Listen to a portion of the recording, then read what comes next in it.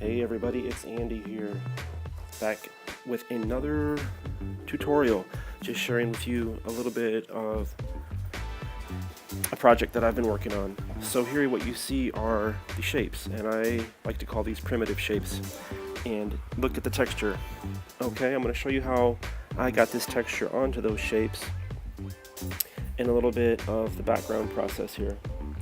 So the whole concept was to make sort of these surreal objects that are formal shapes, like a sphere or a cone or a torus or a cube or whatever, and then put this texture on them. So I first found the shapes, found a JPEG, I put that in a layer in the back, and what I do is I get my brush with just the right taper that I like and the right line weight, and I just draw on top of it in a different layer.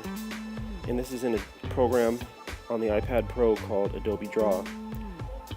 What I'm digging is that this program will export your file directly to the desktop version of Adobe Illustrator. So that's what I am doing right here, and it was sent. And moving on, we're going to go and work a little bit more on this file in the desktop application, which gives us tons of control. And I'm curious to see how Adobe is handling the importing of the objects and how it's treating them. And in this case, it's a vector art program, so we want to see good, clean vector lines, and we don't want to see a lot of crappy grouped together objects.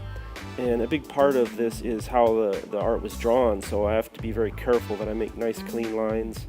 And if you notice, none of the well, a lot of the blacks aren't touching.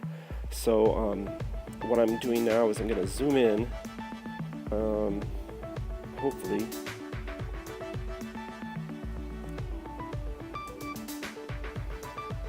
Yeah. So here I'm taking a good look at those lines and how they were interpreted in Illustrator, and I really like it. They are fills, they're not strokes. What that means is it's not just a line segment, it's actually a filled. What it brings into Illustrator is a filled object. So you got to work with that. And moving right ahead,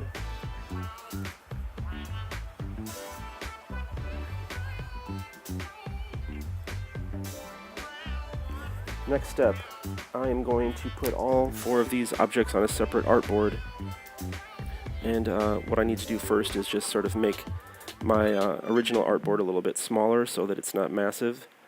I'm going to eventually export these files out and upload them to an icon library online. Hopefully they'll be curated and accepted and yada yada yada, and then people can go and download them. So for me, this is a test just to keep my sketching skills together, my composition skills together, the software, even the video editing. But what I'm doing right here is just simply placing these objects onto their own artboard. The artboards are 100 by 100 pixels. You might think that's very small, but this is all vector art, so at any resolution, whether you zoom in or zoom out, it's perfect because it's not pixel generated, it's generated by line segments. So I've just got this all centered here, and essentially I'm going to do my final sort of sizing and get these bad boys saved out. And next step is upload them. There you go. Thanks again for watching and putting up with these unscripted, rapidly produced how-to videos.